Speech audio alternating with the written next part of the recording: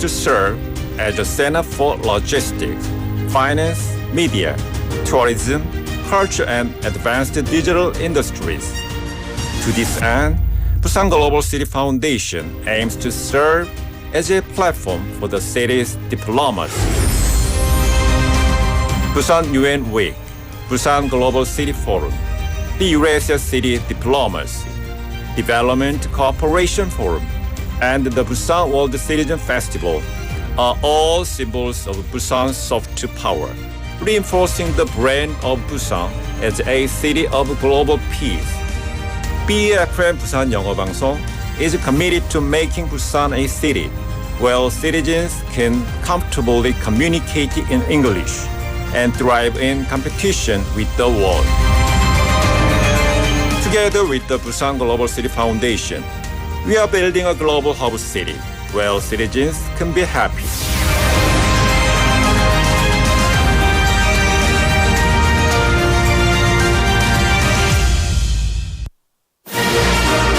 We are The Firefighter Duo. Winter is so dry. Let's prevent fire by keeping these 3 rules. If you take caution, you can prevent a fire. The number one cause of fire in winter are electric blankets. Take special caution with highly flammable materials such as memory foam, toppers, and bedding. Number 2, having too many appliances on the power outlet is dangerous. Always unplug all the appliances that you're not currently using. Number 3, check the heater is off before leaving the house. Leaving it on for an extended period of time can cause a fire.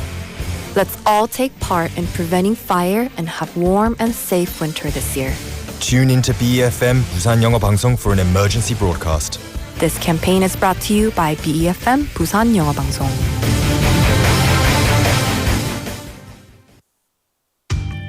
나만 알고 싶은 우리 동네 작은 가게들 하나쯤 있다면 그 가게 마음껏 이용하고 응원해주세요. 동네 가게를 이용할수록 우리 경제가 살아나니까요. 세상 가장 쉬운 응원 같이 가요. 작은 가게로 부산 방송광고 발전협의회.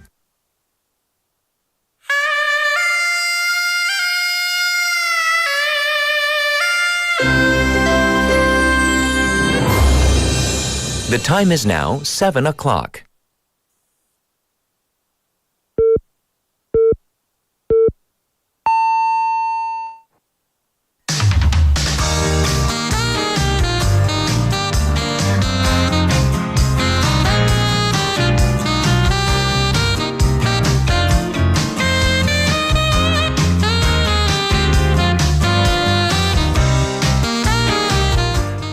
The long-awaited Busan-Gyeongnam administrative integration has taken its first step. Busan Metropolitan City and Gyeongnam Province last week launched the Public Opinion Committee, and the goal is to turn this integrated region into an economic capital for the southern region. And for this to happen, the two governments will need to gain the necessary autonomy and, most importantly, gain public consensus. And we'll see if the newly launched group can achieve these goals. I'm Catherine. This is Morning Wave in Busan on Monday, November 11th on BEFM 부산영어방송.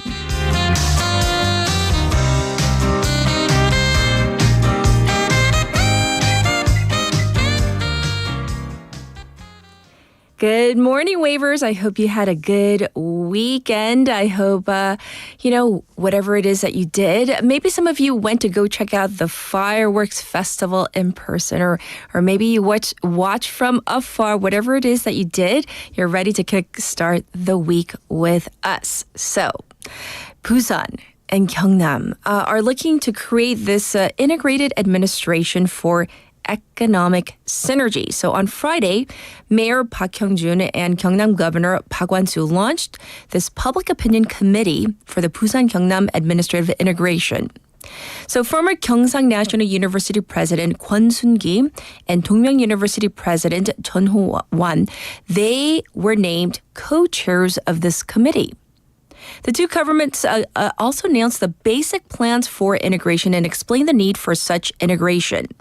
So they explained that South Korea has the highest concentration of resources in the capital area out of all OECD nations with over half of the country's population. GDP and jobs, they're concentrated in the greater Seoul area. Busan and Gyeongnam added that if these two coastal regions come together as an integrated global marine city, then we can contribute greatly to the country's future growth. And if the two regions are integrated, then we can come together with a population of 6.7 million and gross regional domestic production of 240 trillion won. So that is significant. But in order for this to work, we would need to have an autonomy or 자치권 over regional legislation, financing, taxation, among other things. And this is quite the feat that the two governments will have to really work on together. But the future of the two regions really depends on this. There's a lot riding on this. So here's hoping that we can work on this together. And that is our main theme for today on this Monday morning. For now, though, let's talk about this, our text topic. Are you ready? First of all, I'm kind of curious. What time is dinner time for your household? Whether you live by yourself, you're single, married, or maybe you live with your parents. What time is dinner time in your household? But more importantly, what time do you stop eating at night? Oh, or are you a fan of late night snacking? If you are, what's your favorite late night snack? 자, 나는 저녁 몇 시에 먹는지부터 묻는데요. 근데 나는 저녁 몇 시부터는 아예 안 먹는다. 이 시간쯤 되면 절대로 먹지 않는다. 시간이 있는지요. 그리고 그래도 가끔 야식을 꼭 먹는다면 제일 땡기는 음식은 너무 많잖아요. 그쵸? Is it the chimek? Or is it something else? What is it? You can send in your messages to BFM's live stream, live chat on YouTube. Yes, it's about food again, once again. We're all foodies here. You can check in to YouTube, search for BEFM or 부산영어방송, and then you can subscribe. You can also log in and chat away with our other waivers. You can, on your phone, text in to pound 9050, shop 9050. That's going to cost you 101. You can also reach me for free on our Kakao Talk channel. Same thing, search for BEFM or 부산영어방송 and send in your messages. You can send in photos as well. The ways you can listen to us, there are various ways on the radio, 90.5, 103.3 FM, depending on where you are in the Busan area. And like I said, we are streaming live as I speak on YouTube right now. You can watch on that platform later on. We have two apps. First, we have our own app, the BEFM app. So go to your app store, search for BEFM or 부산영어방송 as well. You can download it for free. We are also available on the Patbang app as well. Okay, it is Monday, so let's look ahead to our morning together. First up, we have Showbiz Buzz with Michael. That's in hour number 1. And then guess who's back? Bobby for Business Perspective. So let's give him a really heartwarming welcome. For our special interview today, KBO has been a buzz this season. But we're going to talk about taking KBO international with English sportscasting. Because isn't it exciting when, our domestic sport is getting more attention? So we're going to cover that. English sportscasting, focusing on KBO in hour number 2. And I'll be back with today's headlines.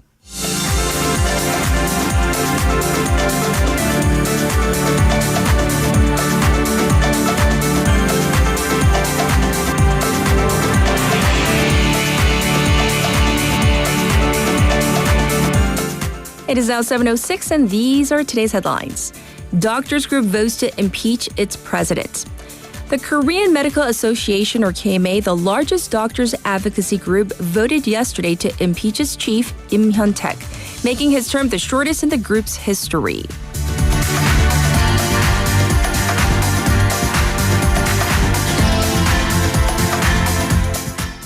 Government launches economic consultative group for second Trump administration. President Yoon Suk-yeol yesterday called for the launch of finance, trade, and industry consultative bodies to brace for the potential impact of a second Trump White House.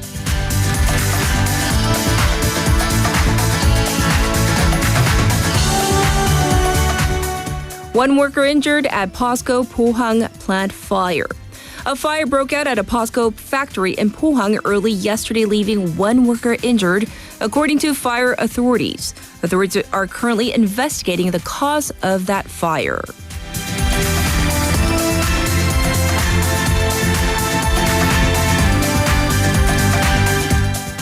Police uncover over 4,700 minors involved in illegal gambling. The National Police Agency yesterday said that it has identified 4,715 minors involved in online gambling over the past year during a special crackdown.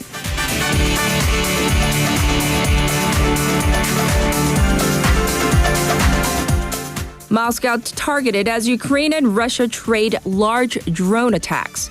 Ukraine has carried out its biggest drone strike on Moscow in its war against Russia, as the Kremlin launched its own air attack over Ukraine. And these are today's headlines.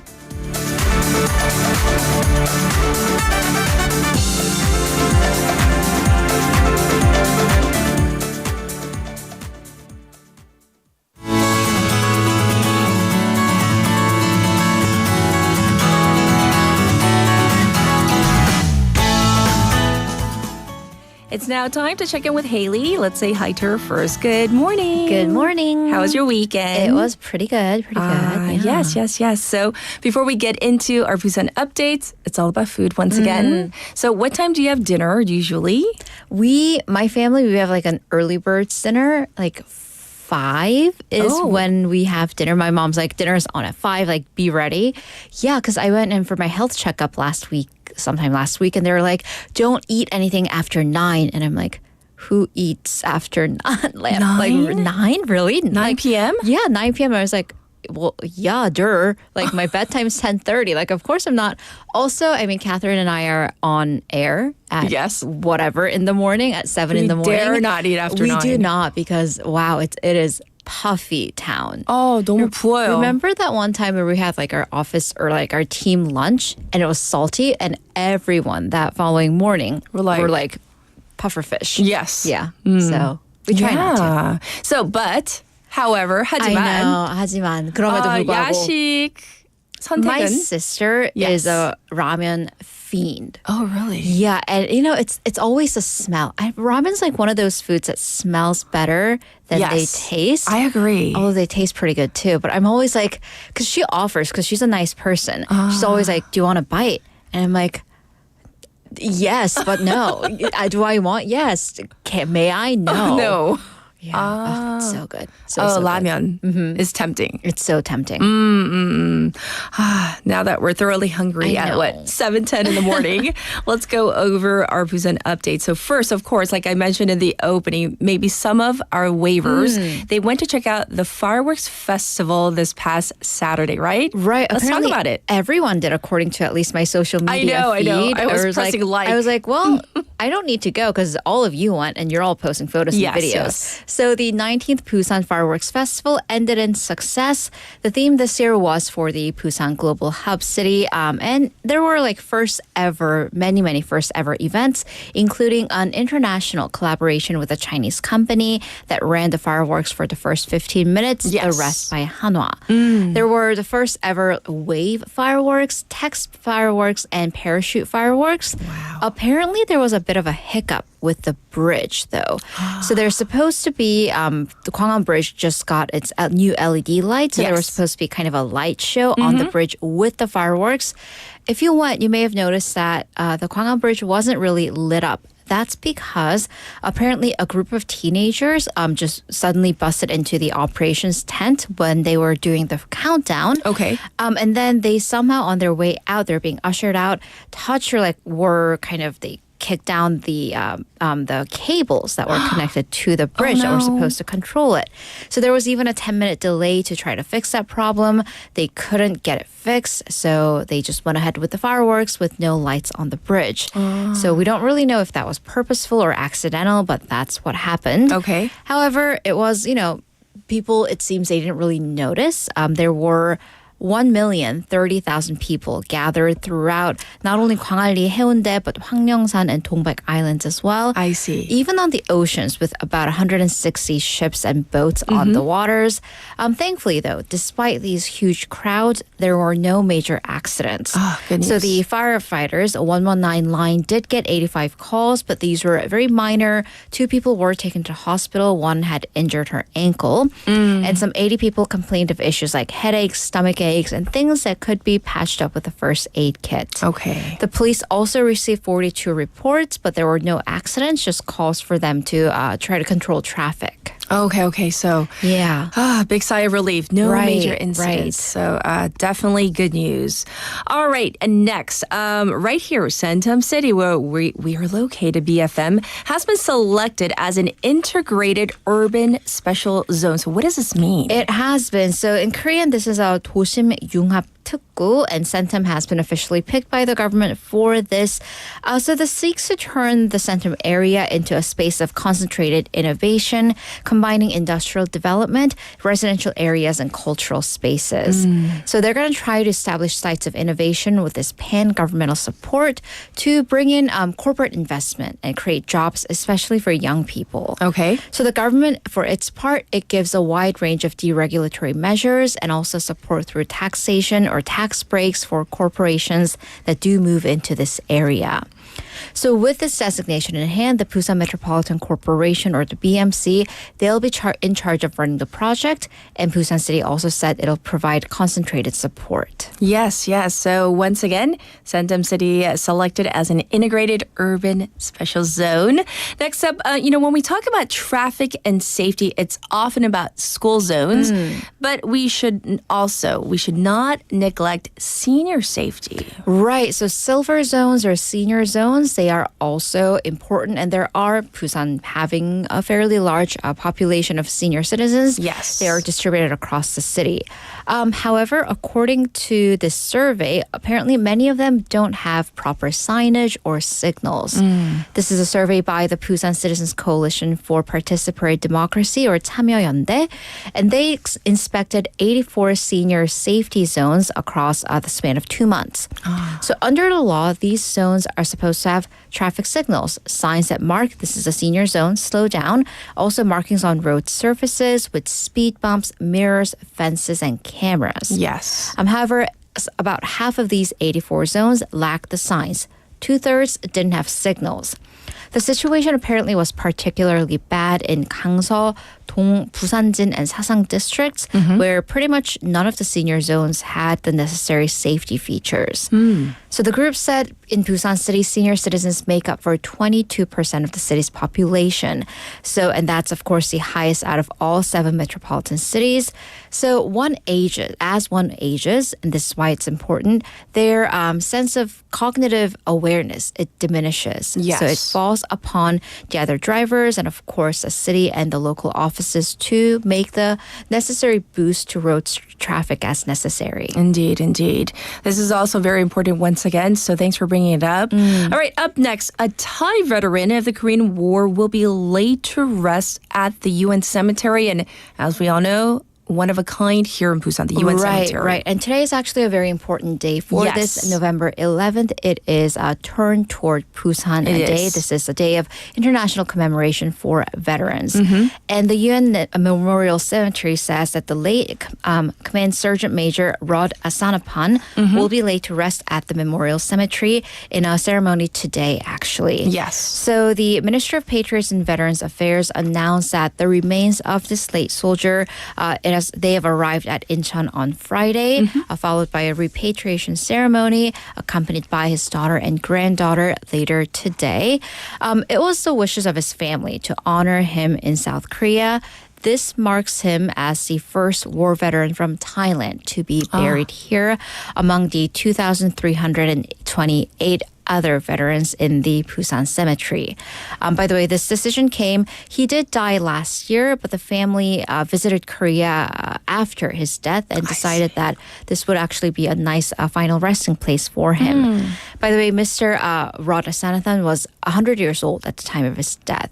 He served in the Korean War as a part of the Little Tiger Unit back in 1952, and he has been honored with the Victory Medal by the Thai government. Oh, wow. So, of course, for all the veterans who served, we do want to properly pay them respect. So today is one of those days. Right. So thank you for bringing this to our attention, and we'll check in with you real soon. Thank you, Haley. Thank you. And with that, we are actually going to get to your traffic and weather, but of course, let's get to your text topic first. So what time is dinner time in your household? What time do you stop eating for the entire day? For some, it might actually be quite late depending on your work schedule. Maybe you like late night snacking. For me, it's like real early on. I try not to eat past maximum 7 p.m.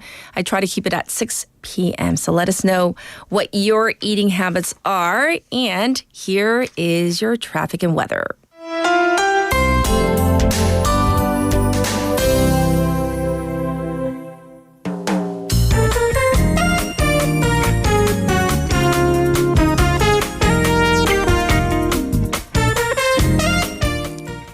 It is now 7:18. Here's your traffic report. There is congestion on the Dongso overpass right now from Hwangryong ramp to the old Daegum tollgate.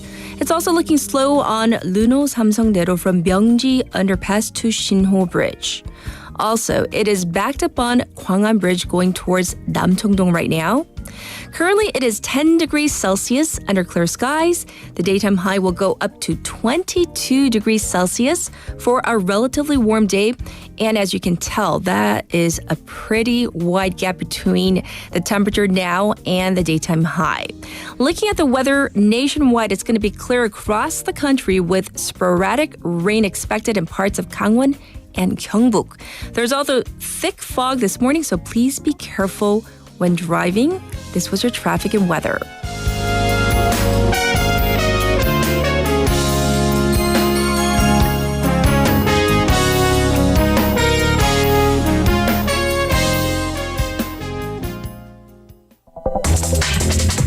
Are you an early bird? Are you up to date on the news? Are you a trendsetter? For all of the biggest issues from Busan to the world and useful information you need, right here on Morning Wave in Busan.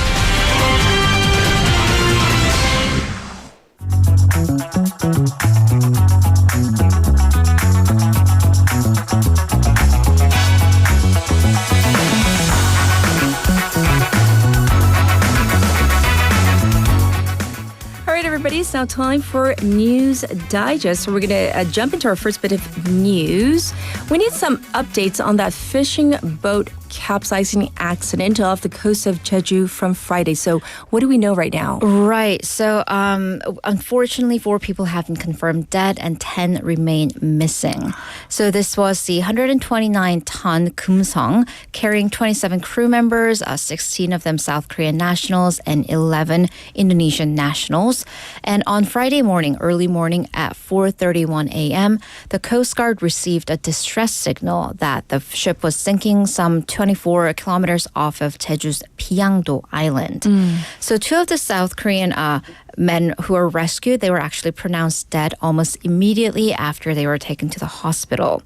And then the Coast Guard had been searching all weekend, and it found 2 bodies. The first one near the sunken boat on Sunday, I believe. They raised the body and confirmed that it was the 64-year-old Korean crew member. Another body was found and raised late last night. His identity was confirmed as another Korean crew member, also in his 60s.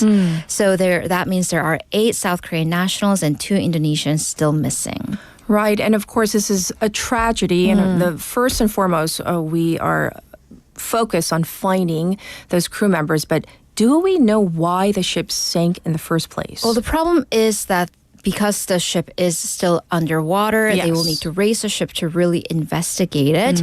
However, the crew members who have been interviewed, they all said that the catch of fish, 어획량, was far higher than the normal amount, normal load.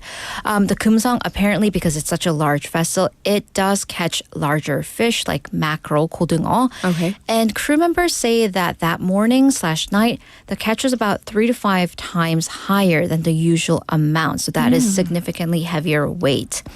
And they apparently gathered the fish to the right side of the ship with the nets, and that's where it started sinking. The plan was to apparently load the fish. So there's a transport vessel, a loading vessel, or 운반선, that goes back and forth and transports the fish to that vessel onto others. Yes. However, apparently they had already loaded the first load onto the transport vessel. The vessel was coming back when the ship suddenly sank. So there was significant weight of fish onto the ship. And witnesses say that they had loaded some 10,000 boxes to the transport vessel. And because each box weighs about 20 kilograms, the first load itself would have been about 200 tons. So I we are see. talking about significant weight. So the Coast Guard said that nothing is for certain at this point, but they are looking into that possibility of the catch of fish having been too high. And once again, they will have to raise the ship to be certain of the cause. Right. So we're going to continue to follow the story, of course. Thoughts and prayers are with the families. We're hoping for some good news. But Right. yes, that's our first news story. Next, let's talk about President Yoon Suk-yeol. Last week, he held a press conference addressing some of the controversies surrounding his wife. And after this, the Yongsan office seems to have decided to make some changes. Right. So the presidential office decided to pull the first lady from most of the diplomatic activities, including the diplomatic trip that was scheduled for this month.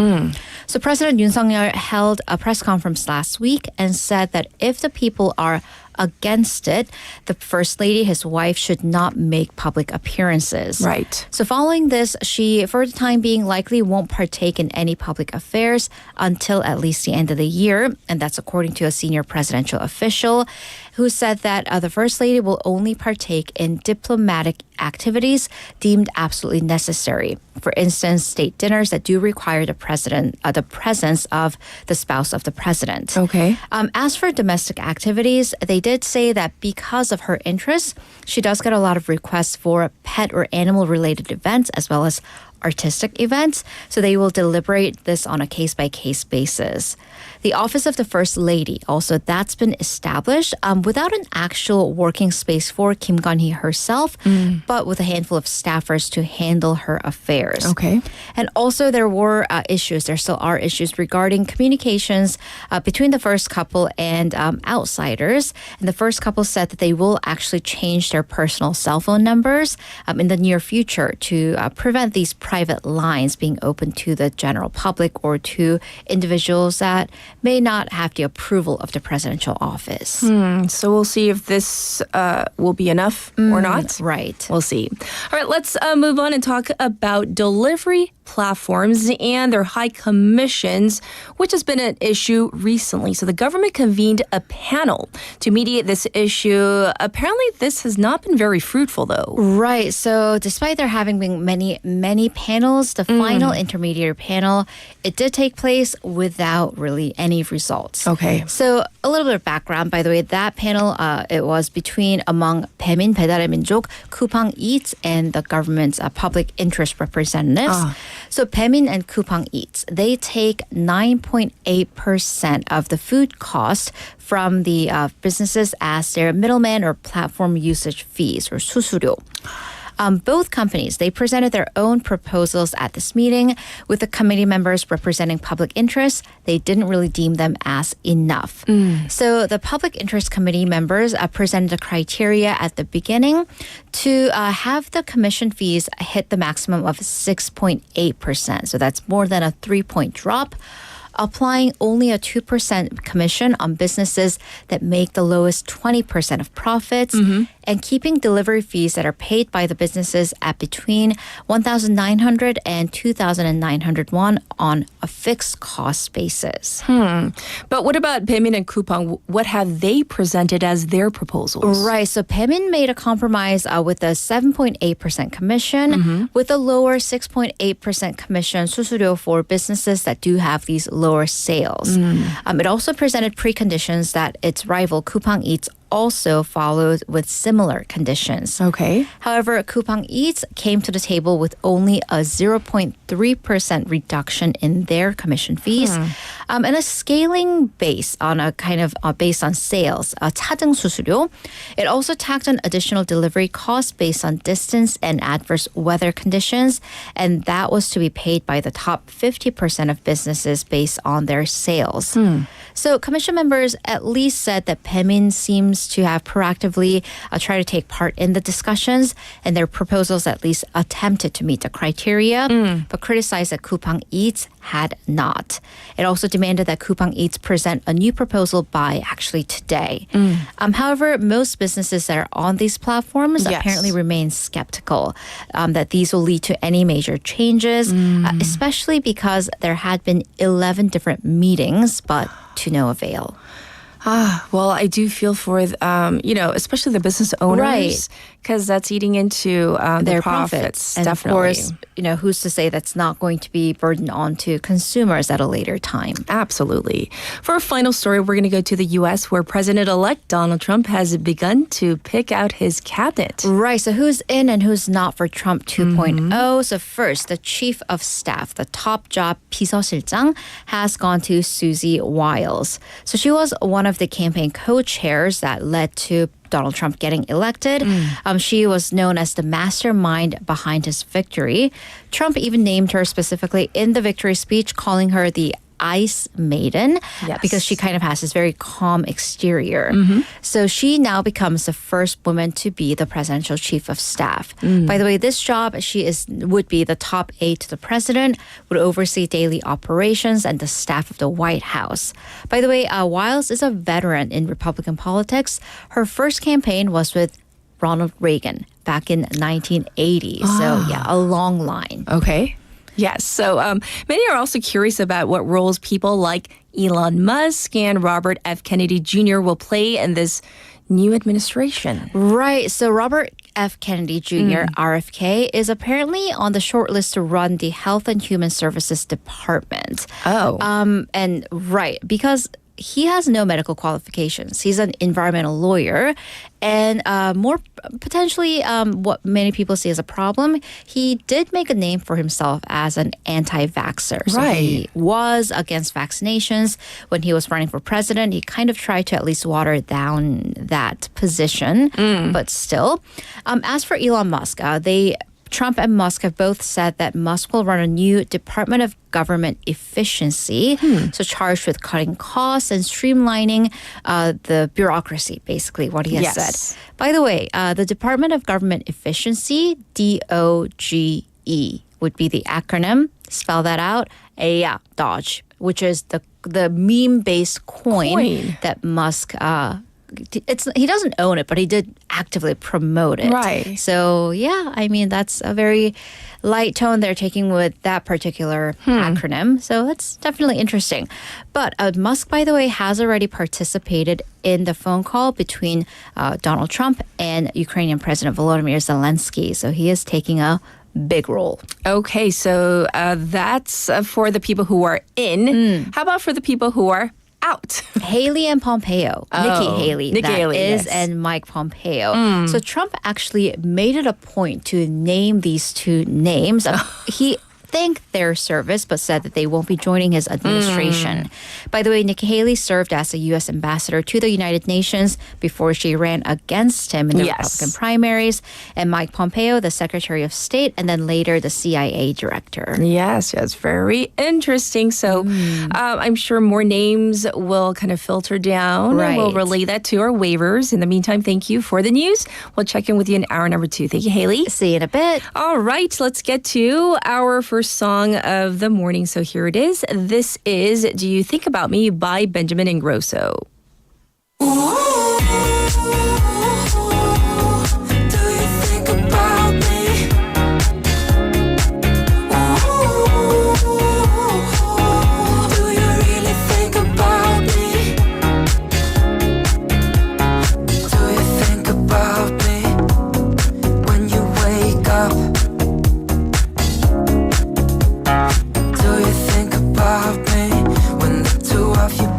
love? Is it me that you see when you're by yourself? Or does he make you feel like you never felt? Do you think about me? I just wanna know.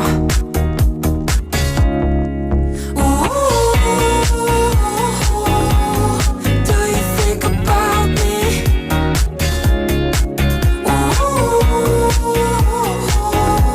Me really think about me anymore?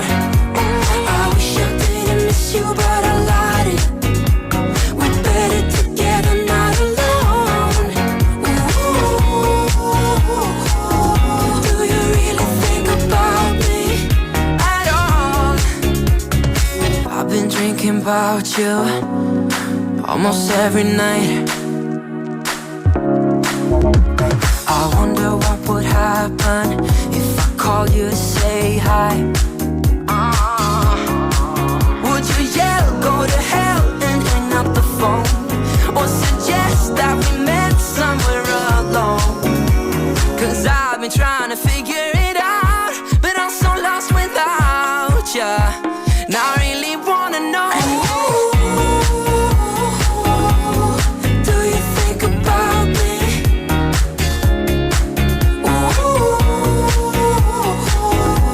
Me really think about me anymore? I wish I didn't miss you, but I lied it. We're better together, not alone. Do you really think about me at all?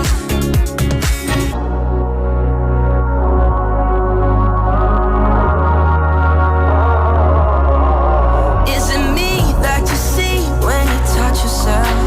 Or does he make you feel like you never felt?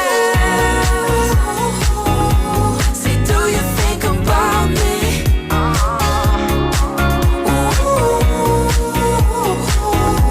Me really think about me anymore? I wish I didn't miss you, but I lied it. We're better together, not alone. Do you really think about me at all? All right, welcome back, everybody. I hope you enjoyed that first song. It is time to get back to our top story, our main story at hand. It's all about the administrative integration between Busan and Gyeongnam. So we took kind of the first step last week, but the big goal of this administrative integration is ultimately economic prosperity. We want to flourish. We want to do well, do we not? And during the integration announcement, the two governments presented the future vision of this. And this includes a free economic zone for Gyeongnam, for Busan to become a city of global logistics, finance, and culture and tourism, as well as a global hub city plan. And the goal is to have 10 million people in its living sphere and have 40 trillion won in integrated treasury. However, the key is getting public consensus and reflecting their opinion in this process. So for that, the Public Opinion Committee will hold several regional discussion forums through the end of next year, along with expert panels. Another major step is a public opinion poll, which will take place within the first half of this year, and the results of which will be used to determine whether to proceed with this plan. So we'll see if we can really get this going. Because, if you remember Busanites, previously we tried to get something similar going with the Bulgyeong, and that did not pan out. So here's hoping that we can get this going between Busan and Gyeongnam. The synergy going for the benefit for both regions. All right, text topic time. Here we go. What time is dinner time in your household? What time do you stop eating for the night? Are you a fan of late night snacking? Sometimes we just can't resist. And when we can't, what is your go-to, your favorite late night snack? 자, 나는 저녁 몇 시에 먹어요. 나는 이때 먹는다. 그리고 이때부터는 절대로 금지 안 먹는다. 그리고 근데 가끔 야식 힘들잖아요. 가끔은 먹잖아요. Especially maybe during the weekend.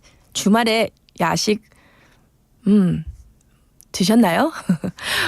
주로 뭐 먹어요? 뭐 드세요? So, what's your favorite 야식? Let's look at some of your messages real quick.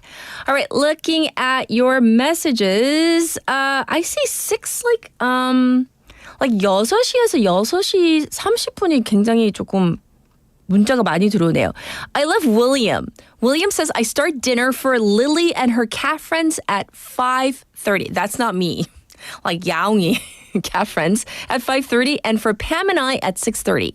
Pam is his lovely wife. So Lily, his lovely dog, and her cat friends at 5:30. And then Pam and William, they eat at 6:30.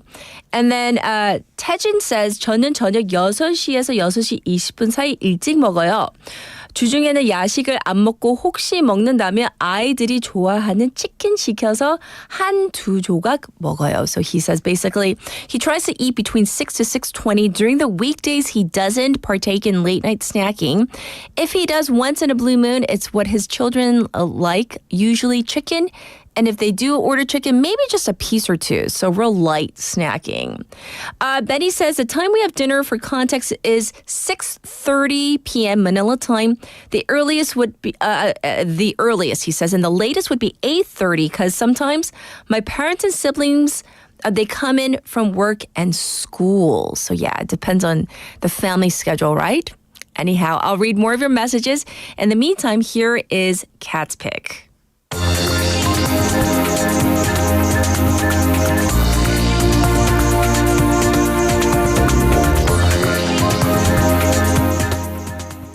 For today's Cat's Pick, I wanted to focus on this story, and it's about macaque. Rhesus macaques. These are monkeys, 43 monkeys. They actually escaped from a research lab. So here is a clip from CBS News. Search is on for dozens of escaped animals in South Carolina. 43 monkeys bred for medical research broke their way out of a compound on Wednesday. Law enforcement and health officials say they don't pose a threat to humans, but people who live nearby are being warned to stay clear of those creatures and call 911 if they see the monkeys. Here they are, 43 escaped monkeys just feet away from their enclosures at the Alpha Genesis Primate Research Center in Yemassee, South Carolina.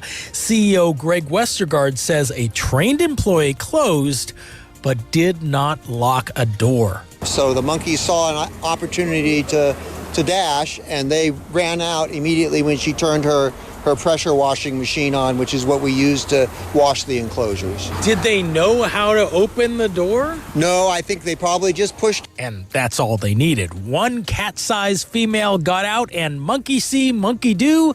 The rest followed. Alpha Genesis, the CDC, and local law enforcement say the monkeys that escaped pose no risk to human health. These are young animals that are free of all diseases and also have never been used in testing, so there is no public health danger involved with these monkeys. They have not gone far. Dr. Westergaard tells us if you stand at this fence and look up into these trees, you can not only see them, but you can also hear them. They are looking at us as much as we are looking for them. And you can actually see them back there. The escaped ones are rhesus macaques. Westergaard has been tempting them back inside with a trail of fruit leading to traps. They go inside and a door gently closes behind them. Until they come back, police are asking neighbors not to go into the woods and to lock their doors. So you heard that clip, right, about the rhesus macaques, or I call them macaques. Both pronunciations are correct, by the way. So these are rather small monkeys. So they say that the monkeys are about the size of a cat. They are all females, weighing about 3 kilograms. The thing is this, though. They escaped from a lab. And the comments that were posted were most interesting, though, because many people wondered, why are people still testing on primates? And secondly, people were wondering, if that employee had intentionally left the door open. So more questions than answers, and only one has been caught as of broadcast time. And this was Cat's Pick for today.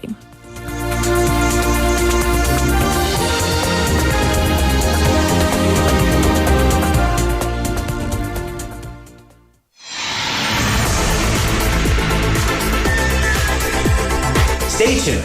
You're listening to Morning Wave in Busan.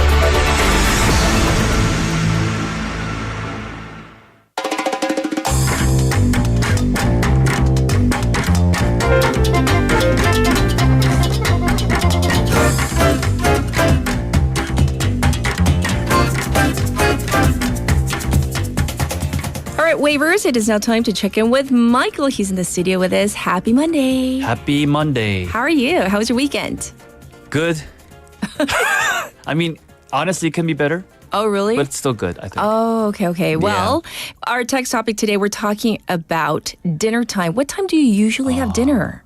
You mean, the dinner time. Okay, yes. Usually, I think I usually have dinner late, around 7. Oh, 8. 7 or 8? And then if you do have a late night snack, what's your favorite go-to snack? Oh my goodness, even the thought of it makes me happy. Okay, what is it?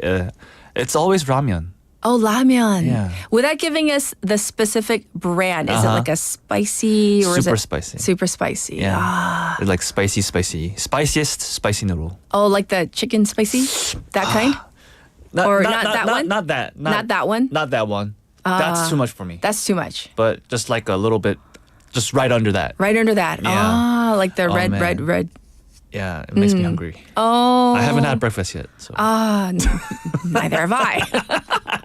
Ask me what my favorite is. Yeah, well, I was curious. What's yours? Yes, what's your favorite? For dinner, I try not to eat past 6 because 얼굴이 6시, 7시 지나면요. 너무 부어요. Yes. 방송 때 너무 스트레스 받아서. So I try not to eat, but last night, my family wanted to have the 옛날, like the 통닭 kind of thing.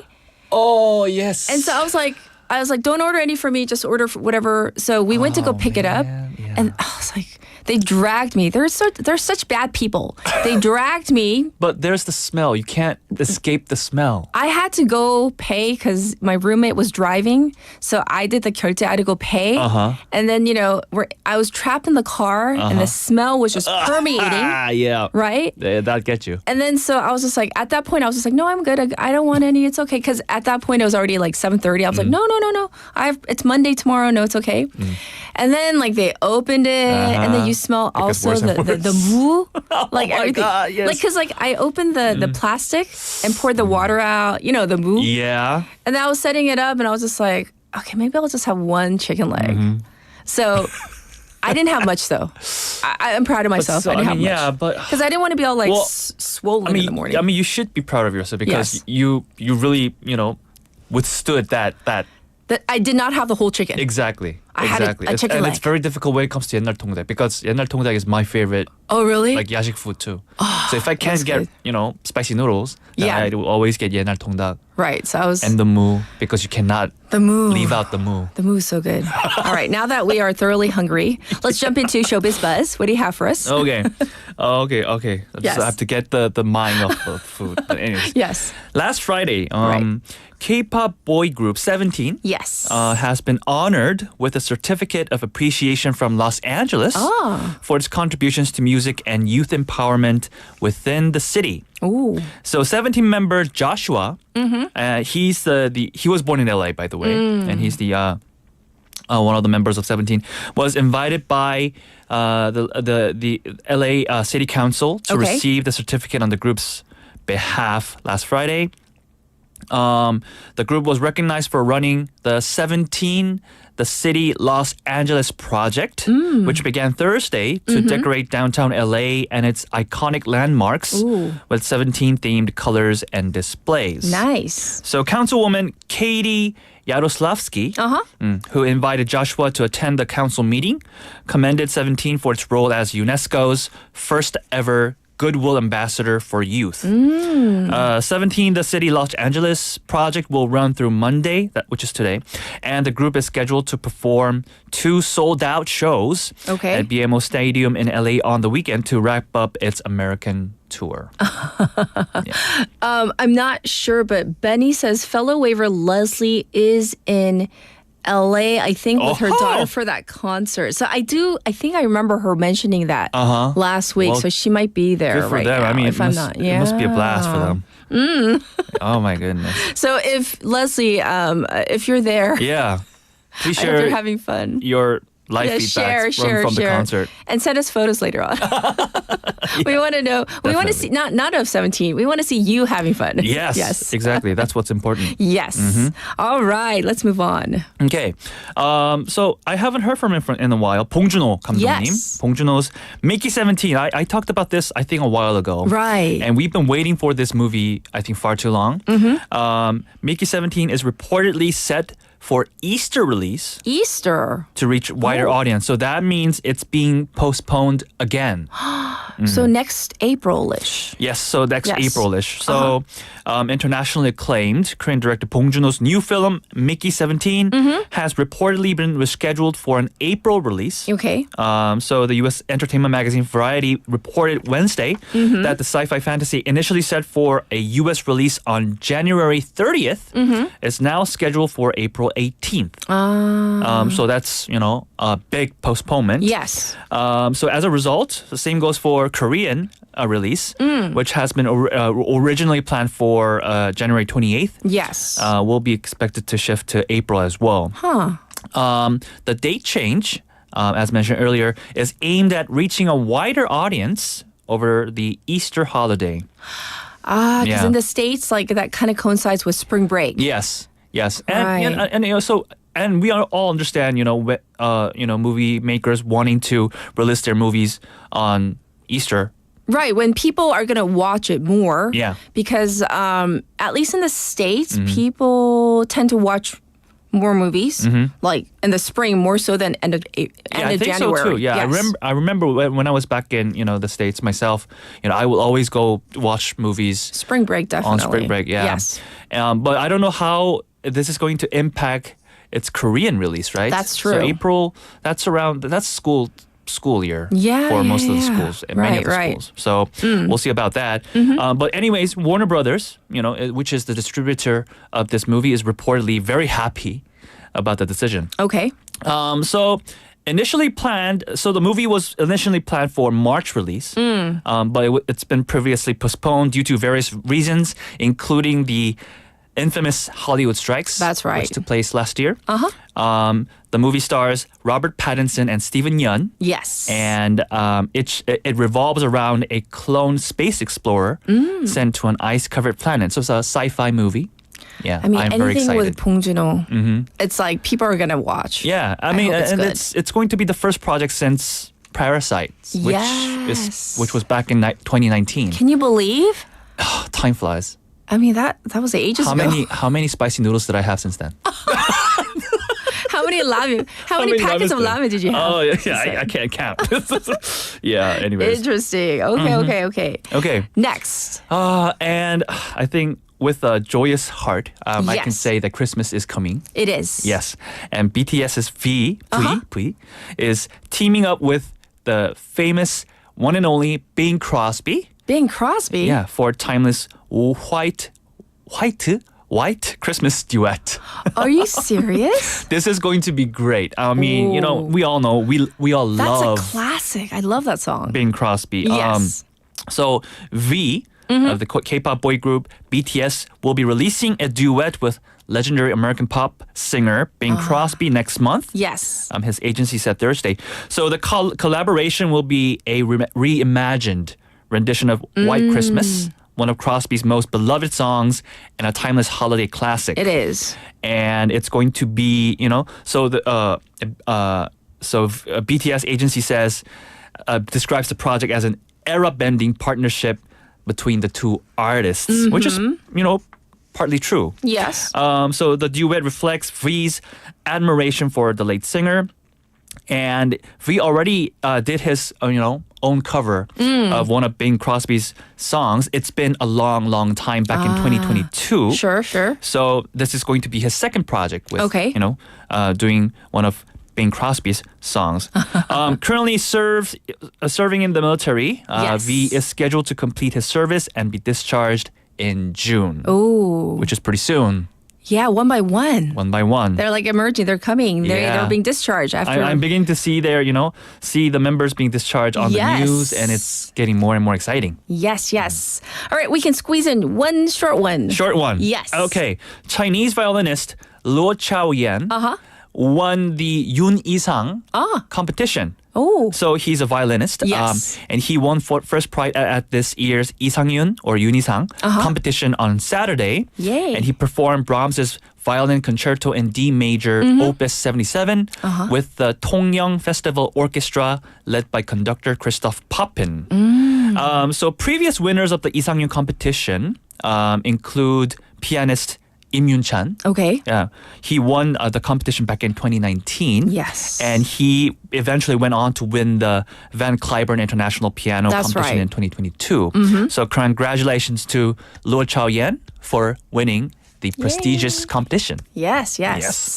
All right, well, we're going to call it a wrap for today. But thank you so much for going over all the showbiz buzz, and we'll check in with you next week. Thank you, Michael. Thank you.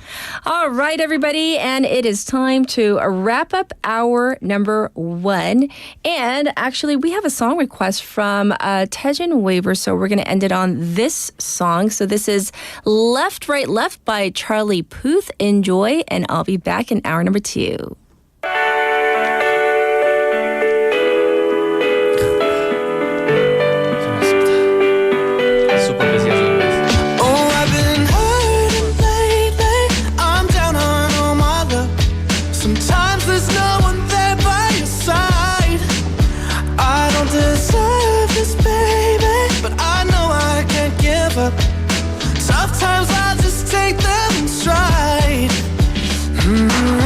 I'm almost there, only one more step.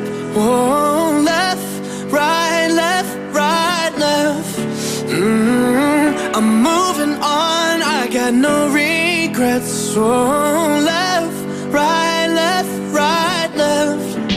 I said times are changing, tell me how can I keep up? Every time I turn around there's a wall, but I'm climbing daily until I see the top, and I get up right after every fall. When you're broken hearted and your love's apart, yeah, you gotta walk alone, yeah, it's true. Flashing empty smiles, I've been lost for miles, yeah, I know you felt this way before too. We're almost there, baby, one more step. Oh, left, right now. We're moving on, we got no regrets. Oh, left, right now. Oh, left, right, left. Oh, left, right, left. Oh, we almost there, only one more step. Oh, left, right, left. I know it looks like it's too far, but it's nothing compared to how far we come. Walking down this boulevard, when the darkest times come right before the sun.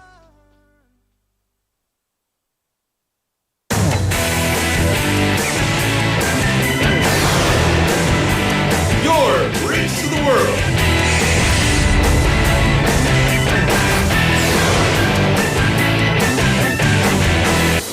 BEFM 부산영어방송.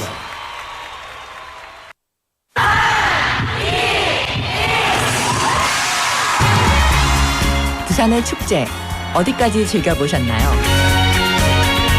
과거와 현재, 미래가 공존하는 항구도시 부산. 이곳 부산은 계절을 물들이는 다양한 축제로 늘 풍성합니다. 봄의 시작을 알리는 봄꽃 축제부터 부산의 여름을 만끽하는 바다 축제.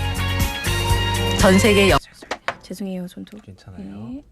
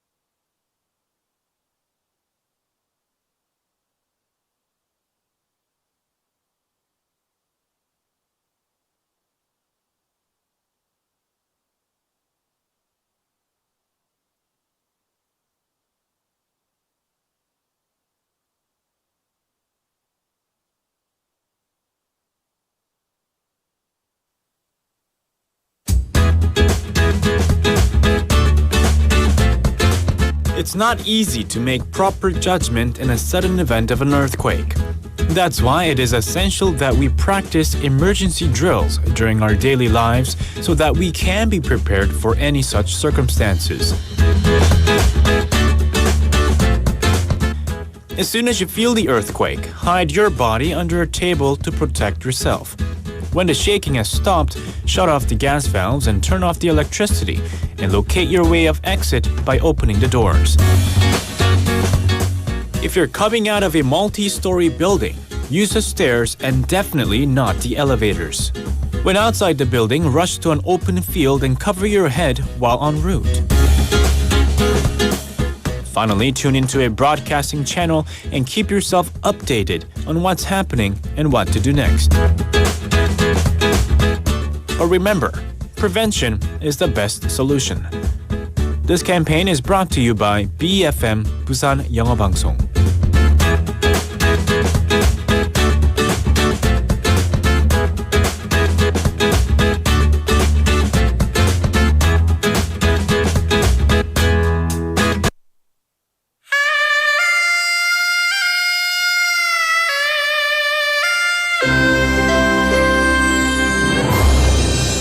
The time is now 8 o'clock.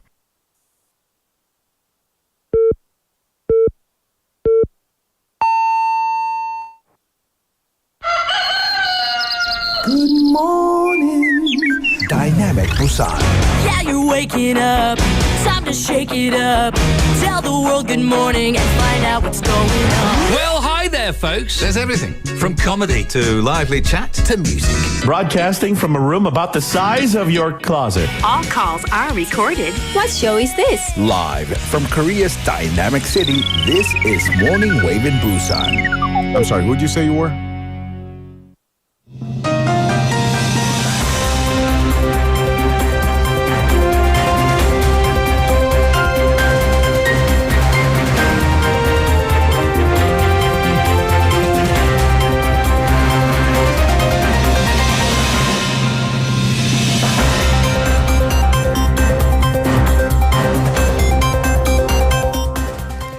It is now 8 o'clock and this is news highlights. Doctors group votes to impeach its president. The Korean Medical Association, or KMA, the largest doctors advocacy group, voted yesterday to impeach its chief, Im Hyun-taek, making his term the shortest in the group's history. Im took office in March, soon after the trainee doctors' walkout, but the hardliner chief has faced criticism for failing to play a role in resolving the walkout and making improper comments on the current healthcare service disruptions. The impeachment is is expected to help make progress in talks between the government and the medical community in hopes of a breakthrough, according to some officials. The KMA will launch an emergency committee and hold a by-election to elect a new chief in 60 days.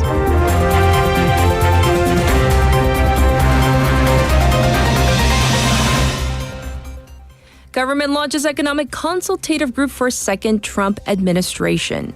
President Yoon Suk-yeol yesterday called for the launch of finance, trade, and industry consultative bodies to brace for the potential impact of a second Trump White House. He emphasized the new U.S. administration's shift in policies could bring significant changes to the global economy and security landscape, including positive momentum for the shipbuilding and petrochemical sectors. A second Trump administration is expected to bring shifts and unpredictability to the U.S.-South Korea alliance, potentially increasing pressure on Seoul to take on a larger share of the burden as a U.S. ally.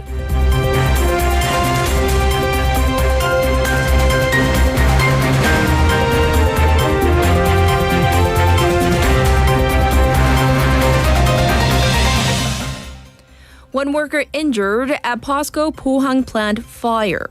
A fire broke out at a POSCO factory in Pohang early yesterday, leaving one worker injured, according to the fire authorities. The fire started with multiple explosions at the steel plant's third Finax furnace at around 4:20 a.m. and was completely extinguished at around 9:20 a.m. Witnesses reported hearing explosions that felt like an earthquake, and some say they felt the ground tremble. Authorities are currently investigating the cause of the fire and assessing the extent of the damage.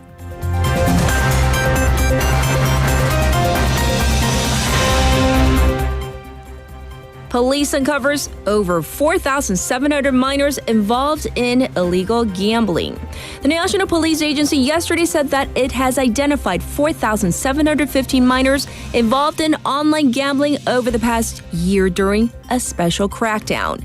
17-year-olds made up the largest group with 1,763 people, followed by 16-year-olds at 1,241 and 15-year-olds at 560. No arrests have been made and over 1,700 have been referred for counseling. The most popular form of gambling among these teens was online casino games, accounting for 82.6% of overall cases.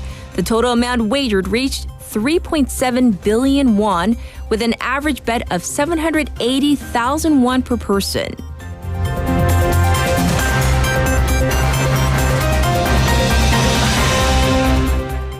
Moscow targeted as Ukraine and Russia trade large drone attacks.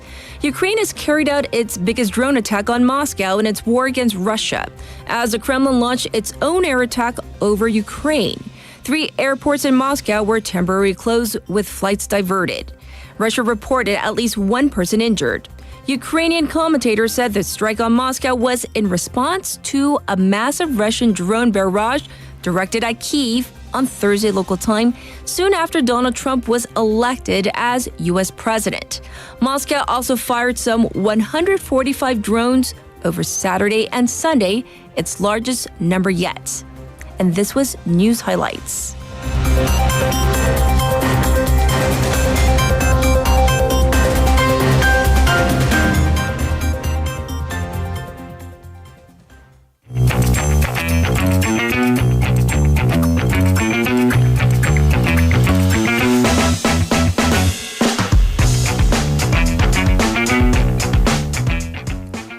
Wavers, it's now time for Issue Wage Wage. Haley's back. Hello, hello. That's right. So let's dive into our first issue, which is one of the top ranking members of a local organized crime ring apparently got married. So they got hitched, and some local lawmakers apparently sent their congratulations, like in person, or sent them? They sent something to the wedding. So it came under light that 2 Busan lawmakers sent their flags bearing their name to a wedding of a mob boss, basically. So according to Busan office, a high-ranking boss within the mob, Chilsungpa, got married recently at a hotel in Busan. He's in his 60s, but back in the heyday, he was the acting arm of that crime ring. And while his influence, it has declined as, once again, he's in his 60s, but he's still apparently ranked and respected high within the group. By the way, a bit of Busan background real quick. Seolsangpa was one of the two mob groups in Busan, and their kind of turf war with the other mob group, that was the motif for the film noir gangster movie, The Friends, or 친구. Yes. Right. But at his wedding were these congratulatory flags bearing the names of the two Busan lawmakers. Which, it's puzzling. Right, because why? It's like, are you friends? Like, do you have a working relationship with this gang member? Should you be sending your flag? Is many questions that we might have. So at least according to their offices, they do not have any sort of a personal relationship with that gang member. But then why are you sending your flag? So an aide with one of the lawmakers said that the office gets requests all the time from residents on to send these congratulatory flags. By the way, it is customary in Korea to send the wreaths, the big standing wreaths, but because that does cost money and that could be in violation of the anti-graft law, lawmakers often do send this, like, it's kind of a velvety large flag bearing their name and the name of the office. So in most of the cases, when they do receive that request, they send the flag because why not was the question. The other lawmaker's office said that a local party member made that request for the flag, saying that this person who's getting married is a friend of theirs. So that's why the lawmaker sent the flag. But of course, the two offices both said that had they known that this person is a member of this crime ring, they would not have sent the flag. So it was like an indirect kind of thing? It was. That was the excuse? Or, I mean, the reasoning? We didn't know. And it's usually customary for us to send the flags. Okay. Yeah, interesting. So we're going to stay with local lawmakers for our next story, but some local council members have been receiving threats with deep fake pornography. Right. So this is time when local council members are the victims. So the police have launched an investigation into alleged blackmail against local council members. So according to the police, and this is all happening in Busan, by the way, one Busan local council member received an email that was titled "Important Document." When they opened it, it said, "I have proof of your criminal activity and contact me immediately." Attached in the email was a lewd photo with the council member's face superimposed onto pornographic content using deepfake, of course. So the police suspect that the perpetrators had used the official photos that are on the council's official site along with the email to create and distribute these messages. Unfortunately, this isn't the only case and apparently has happened to several lawmakers across the city. I see. Most of the victims, once again, local council men in their 30s or 40s. So the police right now, they're taking statements from the victims and they will compile the cases and the statements and launch a full investigation. Indeed. It happens to everybody and anybody, and it's just... it's happening so much. It's unfortunate. So yes, regardless of your gender, falling victim to these types of deep fake crimes, it's a major concern in this day and age. Right, because anything, as innocent as just your profile picture in a messenger app, that can end up on these contents. So a lot of people are therefore going private. Yes. And even using that multi-profile function on the messenger app. And of course, this comes as there have been multiple reports of deepfake pornography being made of these photos. So there are also really highly technical cases of voice phishing and other scams and blackmail using deepfake technology. So criminals can use deepfake technology to create highly convincing voice, photographic, and even video evidence to trick parents into thinking their child has been kidnapped. Yes. So experts say that the deepfake technology is at a point where you can kind of doctor a fake photo or video just with one or two real-life photos or videos. Wow. So it just takes one. So the police, actually, the National Police Agency, released a real-life case as kind of a warning. So what happened is when a foreign national who was traveling in South Korea, she was videoed being detained. So it looked like she had been abducted and she was crying for help and crying for her parents. The alleged captors had sent that video to this person's parents abroad and blackmailed them for ransom to get money. However, this young woman's perfectly fine. She was safe and she had no idea because that video was fake. So the police agency used this as an example and emphasized that, once again, you should keep your social media profile private. That's right. Right. Well, we're going to go to the U.S. Now, where a different type of sickening message or messages, they're making the rounds. So the U.S. authorities have been alerted to a series of disturbing messages that popped up with serious racist comments and contents. So this is happening in the wake of the presidential election where Donald Trump has been named the victor. Many people, we should know, these are people of color. They've been receiving messages with references to slavery and picking cotton, 목화 따기. So rights groups have reported these hate-filled messages being received in over 20 states. So I'm going to read one that says, and these are sent to random people, but this one reads, "You have been selected to pick cotton at the nearest plantation starting November 7th. Be ready at 8 a.m. sharp. Our executive slave catchers will pick you up in a brown van." Yeah. So that's disgusting.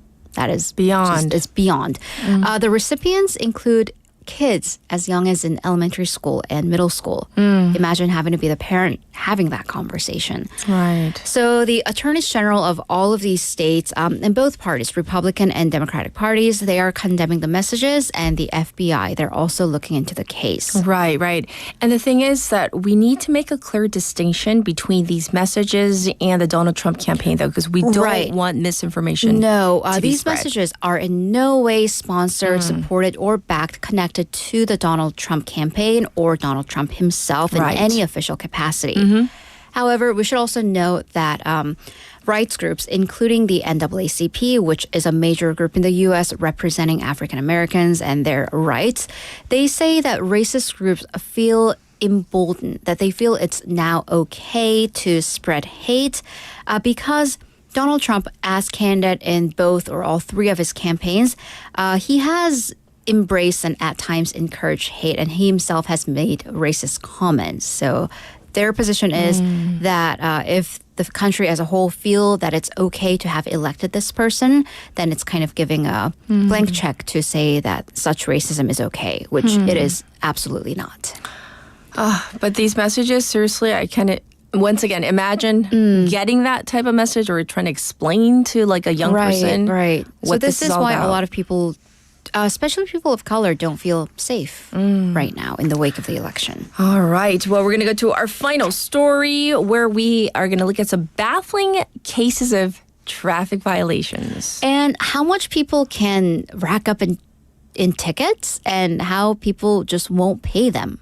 Oh. Which, because we covered a similar story last week on Gwangham Bridge. Yes. How a couple individuals had racked up massive tickets. Right. Well, let's take that into a nationwide scope because the police agency has provided that data for us. So according to police data on unpaid traffic infractions, 과태료, for the top 100 individuals in the country, collectively, 31.4 billion won. What? 314억 won for 100 people that have not paid their traffic tickets. Let's go flabbergasted again. I know. Speechless. I'm like, what are you doing? Boggles the mind. Are you just having like joyrides and races? So one person at the very top of the list, Mr. Im, he has 19,000 speeding tickets. Let that sink in. 19,000. 속도 위반 19,000번. One person. And I'm like, how? Who is this Mr. Who Im? are you? We need his full name. Can you at least what city you live in? So I know. What are you driving so we know? 1,200 cases of running red lights. So is it just That's not so stopping at any dangerous. red lights? He now, because of this, owes the government 1.6 billion won. This is one person. Here's the thing, though. unlike criminal fines, yes, 벌금, 범칙금, these traffic infractions, these traffic fines in Korean, that's what's called 과태료, are misdemeanors. So therefore, they don't go on your criminal record, nor are they enforceable. Which I'm like, then what about all the tickets I've paid? Not like all, I don't have many, but like what about what are you trying to say, Haley? The two tickets that I have paid. So here's the thing. Yes. Apparently, barely half of these traffic violators, misdemeanor violators, pay their fines. And I'm like, why? What? I mean, of course I will pay, but, and this is, by the way, these are tickets that are issued via cameras because there isn't concrete proof as to who was driving the vehicle. They go on the vehicle's record as 과태료. Right, the vehicle owner, minor fines. Right. This is different from 범칙금 penalties that are imposed when a police officer actually pulls you over and tickets you, the driver. So, by the way, for these 범칙금s, the penalties, about 90% of them do go paid, but for the minor infractions, it's only like 52%. So under the law, by the way, repeat violators, the government can detain them or seize the license plate, but that rarely ever happens. So the comments on seize the car. I know, but the comments on the article, like rightfully, were like, well, the law's wrong, and also it's only then are people who pay the fines, like law-abiding citizens, are they now the pushovers? I mean, once again, I will always pay the fine, but, you know, best thing is not to speed. But then, like, what is it, 19,000 speeding tickets? It wasn't 19,000 what? It was 19,000 tickets. This guy's a threat to everyone. Because he's running red lights. He could kill someone. Yeah, and as 태진님 says, 와글와글 가끔 듣다 보면 속에 천불 나요. Right? There's this like blaze inside of you just because you're so frustrated. 정신 차리지, I know. is what he says. But, you know, I have gotten one ticket in the over a decade I've been here. Right. And it was from a bicycle cop. Okay. I was, all right then. All right. Okay. You know, at least in the States, like, there's a saying, like, you know, like, why didn't you just gun it? Like, just no, as a joke. Right, as a joke. As a we joke. We would never like try to run from the law, but like. Yeah. I didn't know that in Korea when I first came. You could only make a U-turn when there's like a U-turn sign. Right, it's different. Because in the States, you can turn left at any green light, right. unless it's specified not to. I didn't know. In Korea, that's the opposite. Right, and then so I was like, why is this guy like waving me over? down? Like, why? No, I didn't even know it was a police officer because he was on a bike. Hitchhiking? What are you doing? Okay, well now. Oh, by the way, for these infractions, Yes. if you pay early, you do get a 10% discount. So I paid early. Me So too. did I. Thank you, Haley. Thank you. So this was 와글. Yes, I paid early, and I learned my lesson. Turn when it's a U-turn green light. All right, here is your updated traffic and weather.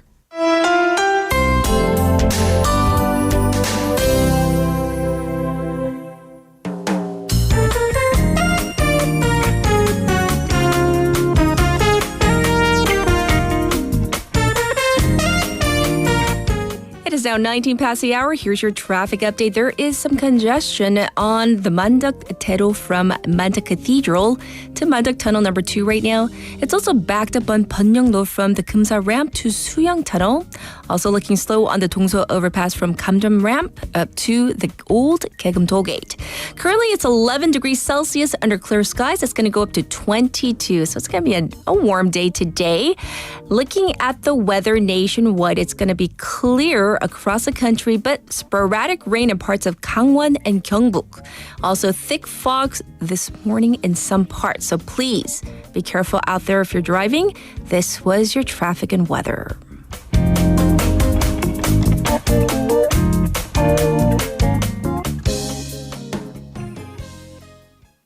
Somebody once told me the world is gonna. And this is All Star by Smash Mouth. Stool in the shed. She was looking kind of dumb with her finger and her thumb in the shape of an L on her forehead. Well, the years start coming and they don't stop coming. Fed to the rules and I hit the ground running. Didn't make sense not to live for fun. Your brain gets smart but your head gets dumb. So much to do, so much to see. So what's wrong with taking the back streets? You'll never know if you don't go. You'll never shine if you don't glow. Hey now, you're an all-star. Get your game on, go play. Hey now, you're a rock star. Get the show on, get paid. And all that glitters is gold. Only shooting stars break the mold. It's a cool place, and they say it gets colder. You're bundled up now, wait till you get older. But the media men beg to differ, judging by the hole in the satellite picture. The ice we skate is getting pretty thin. The water's getting warm, so you might as well swim. My world's on fire, how about yours? That's the way I like it, and I'll never get bored. Hey now, you're an all-star. Get your game on, go play. Hey now, you're a rock star. Get the show on, get paid. All that glitters is gold. Only shooting stars break the mold.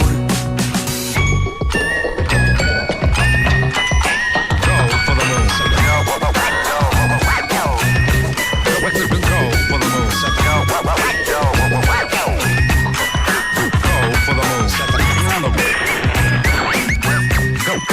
Go for the moon. Hey now, you're an all-star. Get your game on, go play.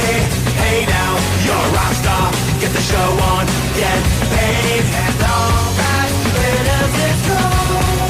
Only shooting stars. Somebody once asked, could I spare some change for gas? I need to get myself away from this place. I said, yep, what a concept. I could use a little fuel myself, and we could all use a little change. Well, the years start coming and they don't stop coming. Back to the rules and I'll hit the ground running. Didn't make sense not to live for fun. Your brain gets smart but your head gets dumb. So much to do, so much to see. So what's wrong with taking the back streets? You'll never know if you don't go. No, you'll never shine if you don't glow. Hey now, you're an all-star. Get your game on, go play. Hey now, you're a rock star. Get the show on, get paid. And all that glitters is gold. Only shooting stars break the mold. And all that glitters is gold. Only shooting stars break the mold.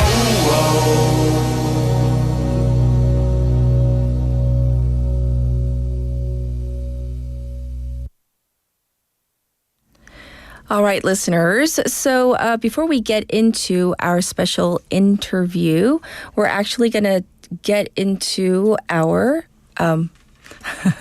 our text topic real quick. So right now we are talking about what time you have dinner and if you do have a late night snack, what you usually turn to. So far I've been looking at your messages. I see lots of chicken. Here in Korea, I think chicken is like a staple, whether it's fried or yum, definitely chicken. And I think when Michael talked about his ramyeon, that got a lot of, the saliva going as well. And let's see, real quick, looking at other messages that have come in. People were commenting on that story about the guy with like 19,000 tickets. People were really mad about that one. So I definitely hear you and feel you. Sir Nur Anastia says, morning Cat and Waver, it's been ages. I have my dinner around 8 to 9 p.m. I don't have any specific time to stop eating though. I usually stay up late, so sometimes I eat ramyeon. Once again, that ramyeon. 2 or 3 a.m. Benny saying nighttime snacks, sometimes burgers from fast food joints. Golden Arches. Thank you for not naming that name of a hamburger joint. Tommy says a night snack, pizza with beer, no matter what time. Really? Oh, so you're one of those lucky ones. I know you work out a lot, so you run a lot, so maybe that's why you have a good metabolism. All right, so enough messages for now. We are going to get into your special interview, so I'll be back in just a moment.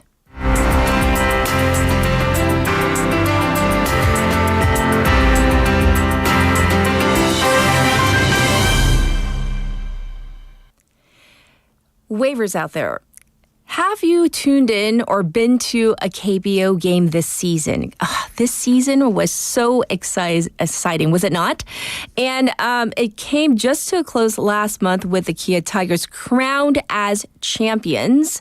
KBO's growing popularity, not just domestically, but also internationally, saw the season broadcast with Korean and English sportscasters. So English sportscasting has become a crucial bridge connecting a global audience to the league's excitement and thrill. So as the fan base continues to grow, balanced and engaging commentary plays a pivotal role in shaping fan experiences across borders. So let's hear more about this season, the challenges, the nuances, and the future of the sport. So today's guest was the first Asian sportscaster in Canada, and he also worked with Arirang TV and BFM. So here joining us is Jason Lee, who's an English sportscaster.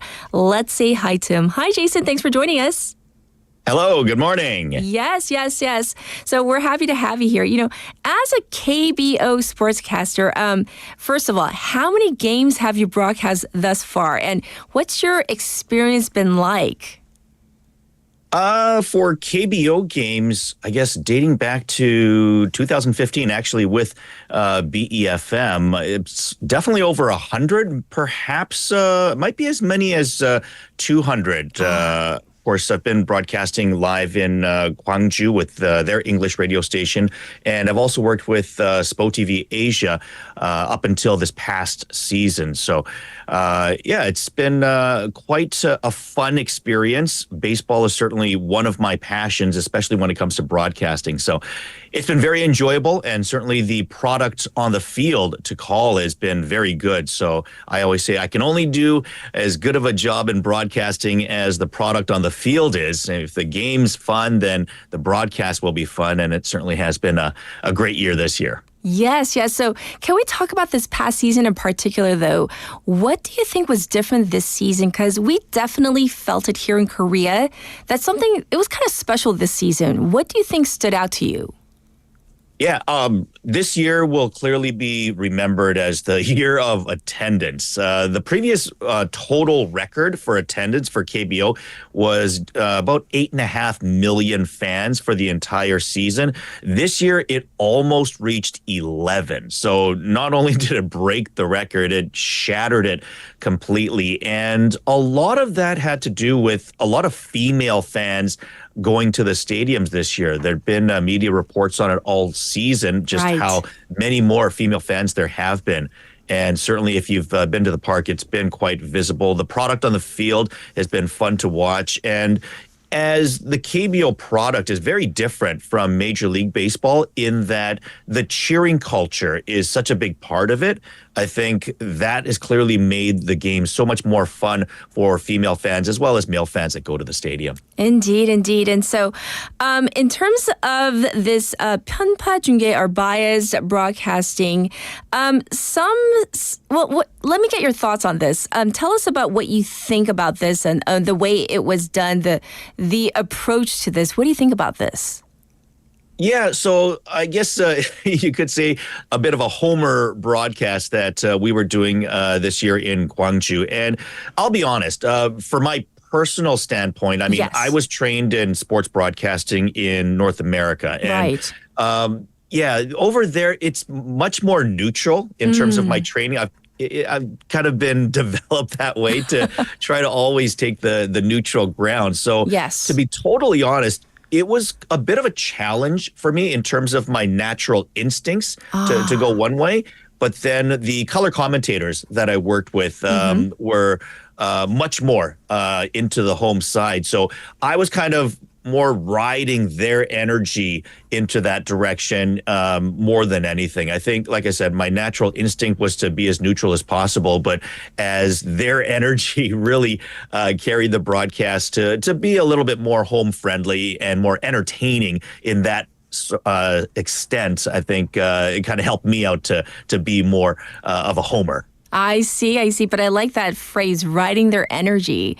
And the whole entertaining factor, it's pretty important though, isn't it, in KBO? Absolutely. I think it's the difference between KBO baseball and Major League Baseball. I think if you ask a KBO fan, especially those that speak English, the common phrase that you'll always hear is that a Major League Baseball game is like going to watch an opera, whereas going to a KBO game is much more like going to a rock concert or going to a K-pop concert. It's much more interactive. The vibe, the excitement, the ambiance is much fresher, and I think that's what makes the ball game so much more fun for fans of all ages. Yes. And I'm also curious as to maybe people who haven't heard or seen KBO before.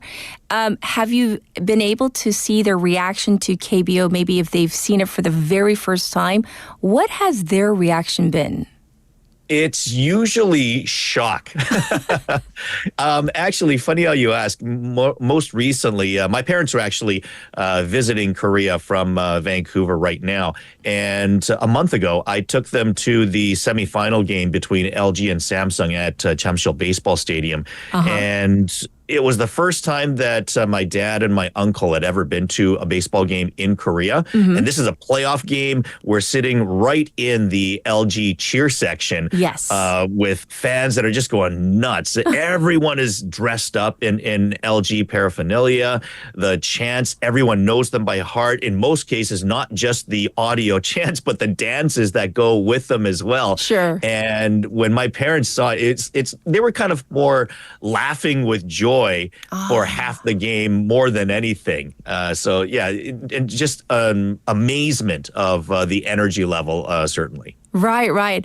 I remember when I went to my first Lotte Giants game, I was also amazed, and I was more kind of people watching than the game. It was years ago, but I was kind of more enthralled by the people and the audience and the spectators. Of course, I was watching the game itself, but I was just kind of amazed at the difference watching a Dodgers game versus a Lotte Giants game. Yeah, I know exactly what you mean. And back in the day with the orange bags and they were just, it was just amazing, right?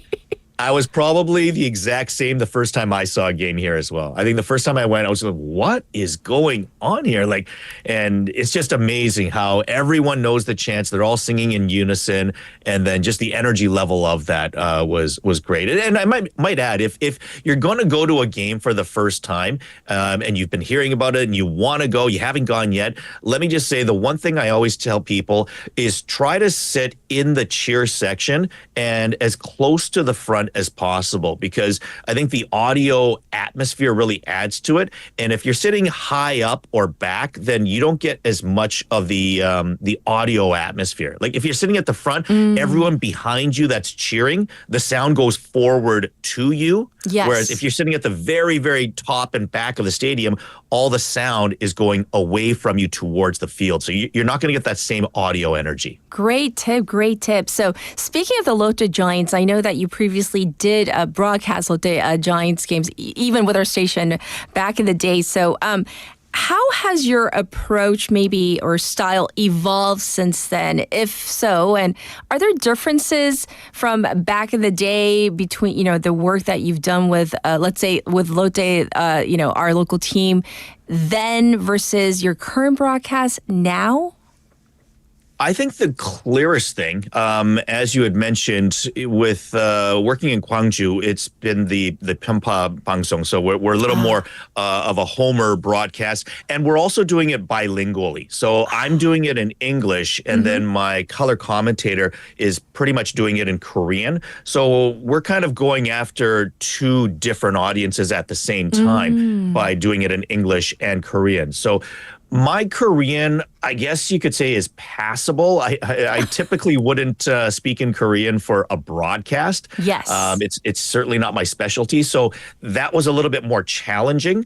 But having said that, I think, I'm the kind of broadcaster that I'll do anything for the good of the broadcast. Sure. And for our final game, when Kia clinched the championship in Game 5 over Samsung, we had over 30,000 views on YouTube, and I think we're well over 2,000 or 3,000 in terms of real-time streaming people that were watching live at the end of the broadcast. So clearly, there were a lot of people that were interested in the broadcast under that format at that time. So it seems to be working, and if they're happy with it, then I'll do whatever they want. Yes. And, seeing that, we are obviously BFM, we're based in Busan. What do you think of the Lotte Giants? What are some improvements, constructive criticism, please, that we'd like to see?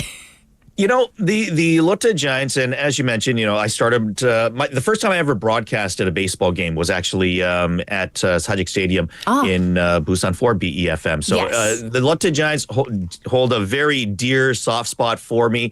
Also, my dad, I was born in Busan, by the way, and my dad, who a long time ago was a teacher, used to actually be a teacher for Che Dong-won, who's got his number retired there at the stadium. So I'm clearly a big Busan fan, and I think this team, they've got a lot of potential, especially offensively.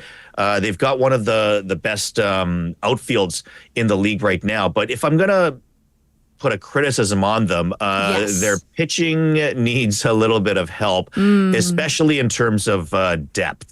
And they had the two foreigners this season that both did well. Of course, Victor Reyes, in particular, when it came to hitting, had a great season. So I think the most important thing is to re-sign Reyes for the next season, and then Aaron Wilkinson and Charlie Barnes both had solid seasons as well. I think you could say that in terms of a foreign trio on any one team, they might have been the best in the league. So, making sure that all three of them are back, I think, is key. And then Park Se-young had a little bit of a challenging season, I would say.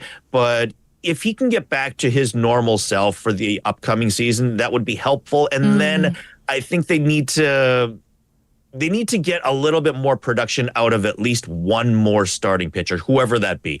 Like, somebody needs to make a jump this season, and then in a perfect world, one of the three pitchers that they drafted in the first three rounds this past draft, if one of them can step up to become a decent bullpen arm, like maybe just getting up like 15 to 20 holds maybe in the upcoming season for a rookie would be an outstanding season. And I think if they could achieve that, then the way the rest of the team is set up, they could be playoff bound, if not make a deep run. Well, here's hoping from your lips to whoever ears are listening right now.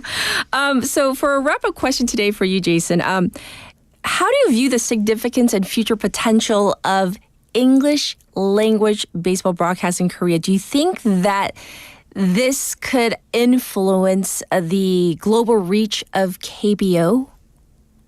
I certainly hope so. I think that, as I said before, the more important thing is the product on the field. Right. So if we're constantly having players go to Major League Baseball and perform there. So Lee Jung-woo of the Kiwoom Heroes, of course, went to the San Francisco Giants last year through the posting process, as did LG's Go Suk.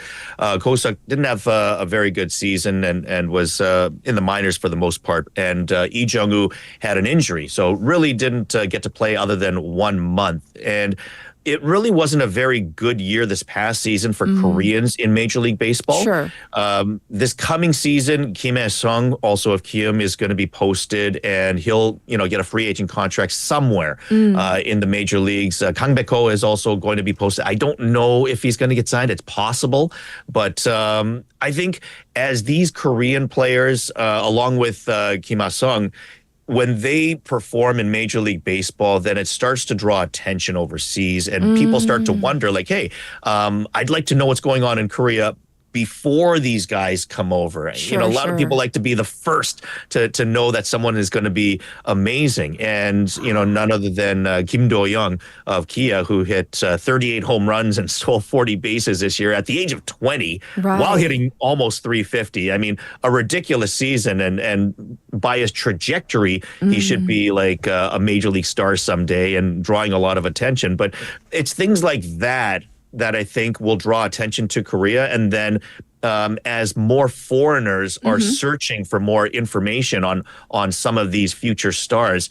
they'll be, hopefully chanting for more English broadcasting. So as much as I can do and as much as, the stations have been doing so far, I think it really does come to, the international attention as to how much more KBO that they want to consume. And that it ultimately comes down to the players and their performance in Major League Baseball, in my opinion. I see. Well, here's hoping that, our love for KBO, that it does spread beyond our borders, and you're doing such a great job of making that happen. So thank you so much for joining us today. We do appreciate it. Thank you, Jason. Thank you. It's been my pleasure. All right, everybody. This was Jason Lee, English sportscaster, with, of course, ties to us as well. So thank you for that interview. We are going to take a quick song break. Here is Love Me or Leave Me by Day 6.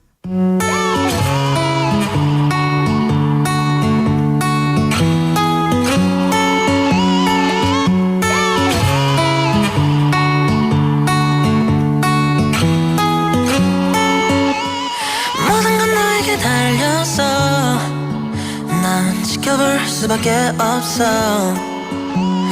끝이 날 건지 아닌지는 너의 말 한마디로 결정돼. 끝을 봤던 싸늘한 느낌 그저 착각일지도 여기서 알아야 갈 수 있어. Do you even love me now? 숨을 죽이고 너의 대답을 기다릴게. 손을 너에게 넘긴 채로 만약 아니라 하더라도 말해줘. Baby love me or leave me tonight. So 대답해줘.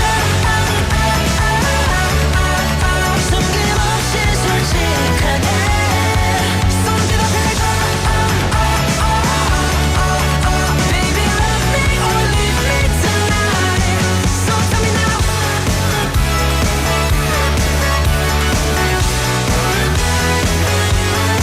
So tell me now.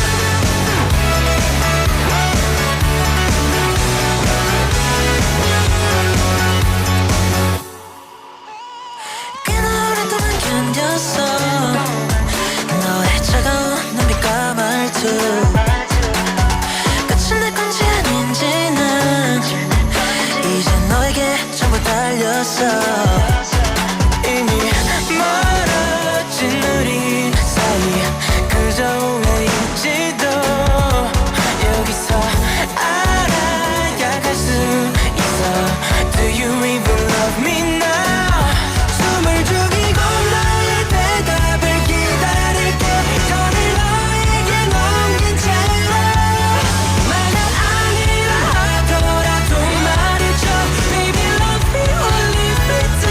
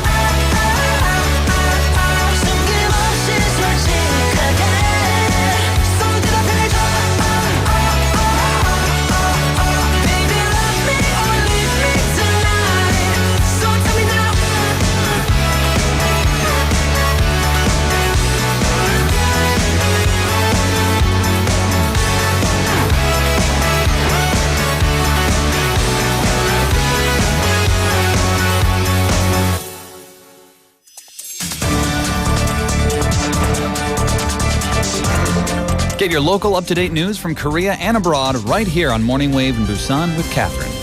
Stay tuned.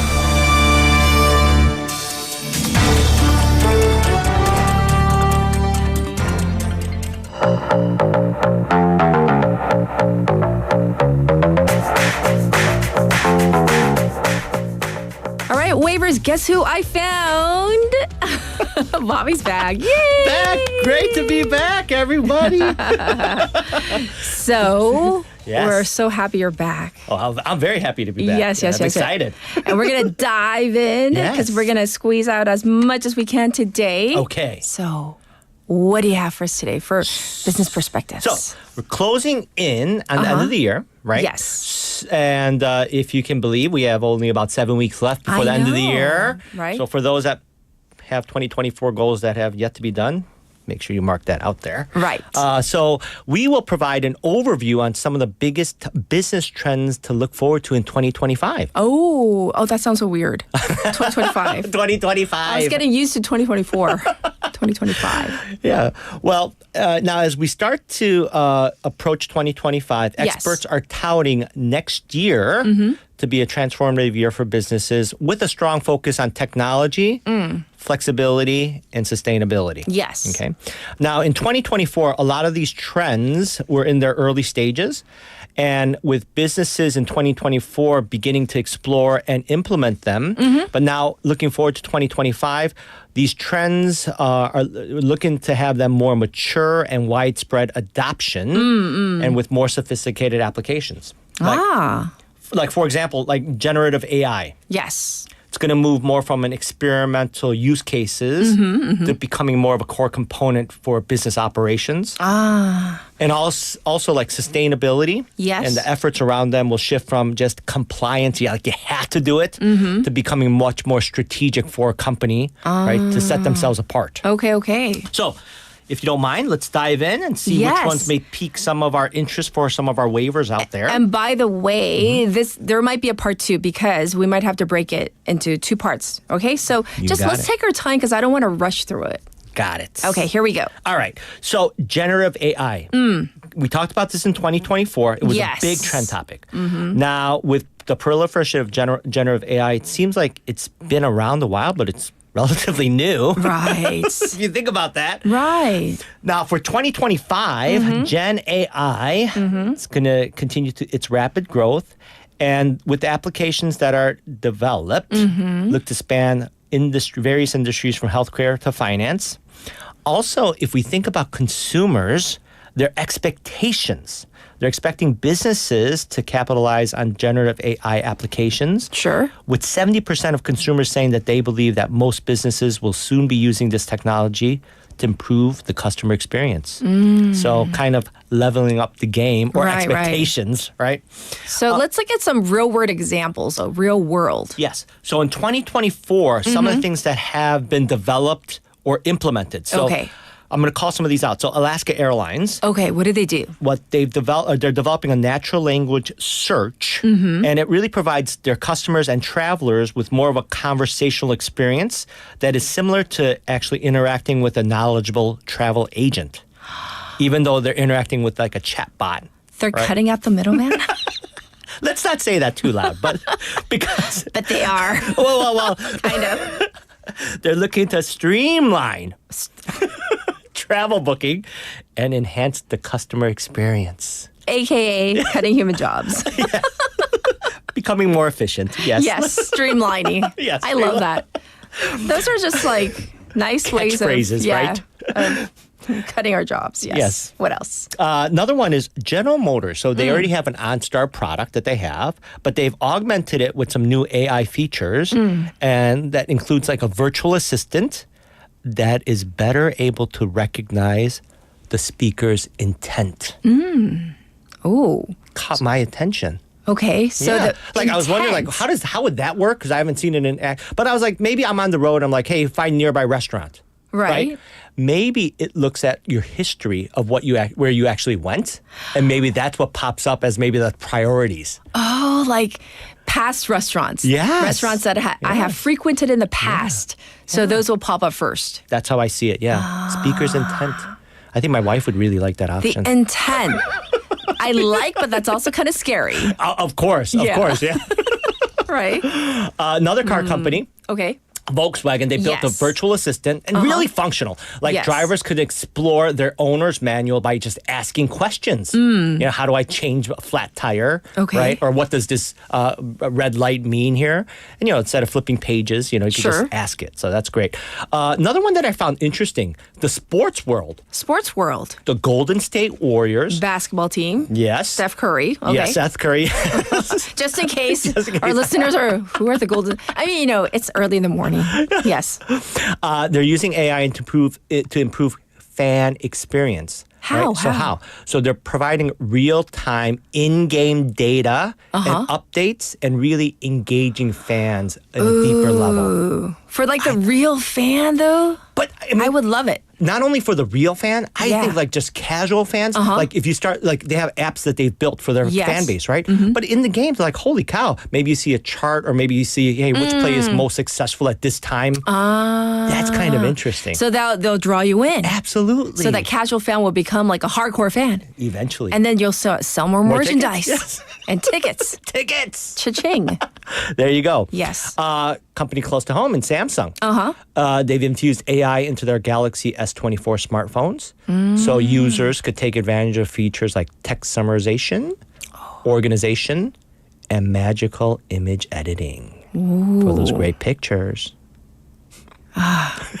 No, I'm not. I'm trying to wrap my mind around it. I'm like, text summarization. Yeah. Oh, I can't, that's good. Yes. Just say something and it's all coming out. Yeah. Right. Because sometimes, like, you know, you're trying to find the right words and it's coming out too wordy. I mean, even just the simple function of the next best word, you know, as you're texting, that's even great. But the whole text summarization? Yes.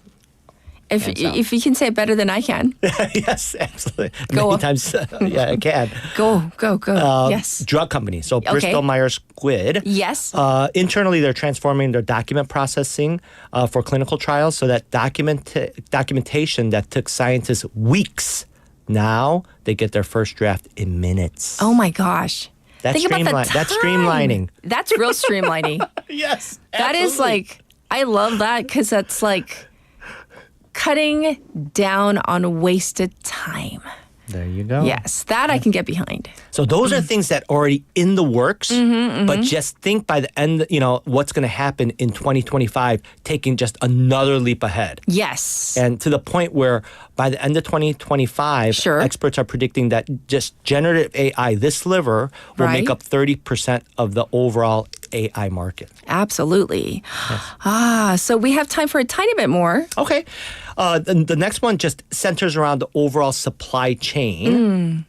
Now, again, technology being infused, the autonomous supply chain that's going to be AI driven. So AI will provide real-time visibility across supply chains to enhance tracking and ensure quality control, right? And then another one is customer-centric supply chains. Oh, what is that? So it's driven by demand for personalized and rapid deliveries. Okay. So supply chains will integrate customer data more closely, and they will use AI to predict demand patterns and tailor to customer preferences. Oh. Yes. So, you know, like maybe it might, you know, already things are in the works, like popping up alerts, like in terms of when you have to reorder some certain items. Like that's already, but taking that to a next level as well. Yes. Right.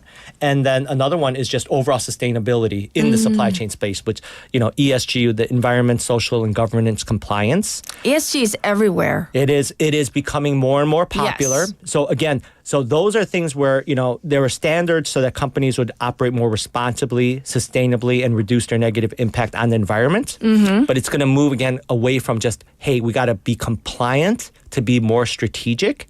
And if you think about it, it's going to help companies prioritize low carbon solutions, sustainable sourcing, and also it's going to give them transparency to align with regulatory requirements as well as overall customer preferences. Okay. Customers are going to are demanding more sustainable solutions as well. Yes. Well, we are out of time today. So we're going to have to kind of, we'll do a recap of this next week. Absolutely. And we'll finish it off as well, and we'll get the term of the week, the phrase of the week as well next week. We will. We will finish it off in part two.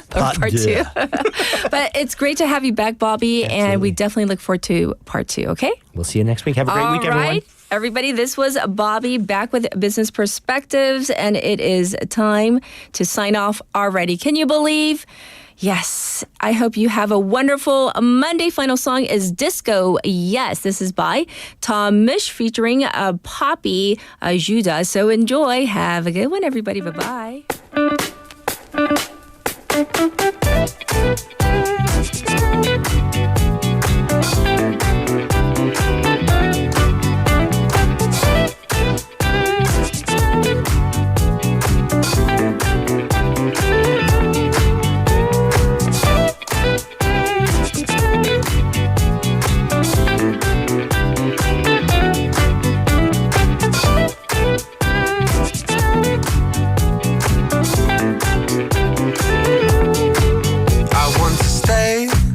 But I need to go.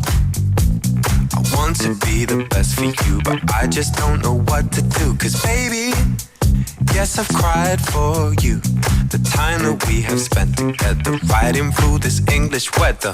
And as the pressure builds, so does the tension between you and me.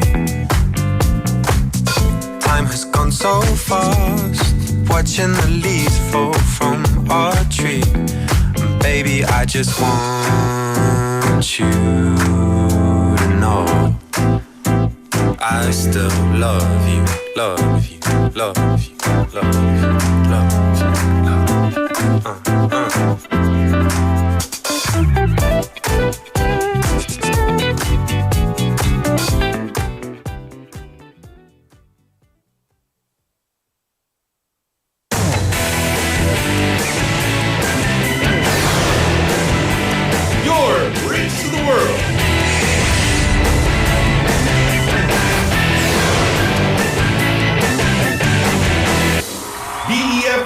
부산영어방송.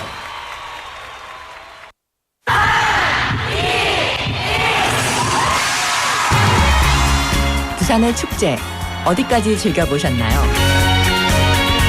과거와 현재, 미래가 공존하는 항구도시 부산.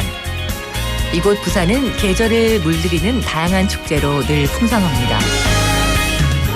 봄의 시작을 알리는 봄꽃 축제부터 부산의 여름을 만끽하는 바다 축제,